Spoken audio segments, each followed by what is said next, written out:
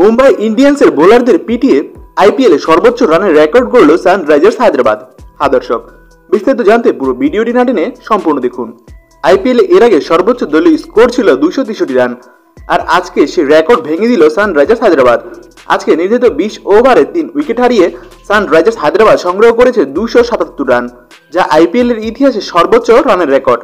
দর্শক, আজকে প্রথমে ব্যাটিং করতে নেমে এই রেকর্ড গড়ে তারা। আজকে যেই বলারই আসছে সেই বলারকে পিটিয়ে তুলোধুনো করেছে হায়দ্রাবাদের ব্যাটসম্যানেরা। ওপেনার হেড করে 24 বলে 62 রান, তার ব্যাট থেকে 3টি ছক্কা এবং 9টি চারের মার আসে। এছাড়া ওয়ান ডাউনে নামা অভিষেক শর্মা যেন রীতিমতো চালায় ব্যাটিং তাণ্ডব।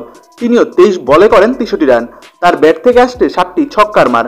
এবং এরপরই এইডেন মাকরাম এবং ক্যালসন মিলে দুর্দান্ত এক পার্টনারশিপ গড়ে। ক্যালসন করেন 34 বলে 80 রান, তার ব্যাট থেকে 7টি ছক্কা এবং 4টি চারের মার আসে। 235 স্ট্রাইক রেটে ব্যাটিং করেন তিনি। আর অন্যদিকে এইডেন মাকরাম 28 বলে করেন 42 রান, তার ব্যাট থেকে 1টি ছক্কা এবং 2টি চার আসে। মুম্বাই ইন্ডিয়ান্সের হয়ে আজ উল্লেখযোগ্য ভালো বোলিং কেউ করতে পারেনি।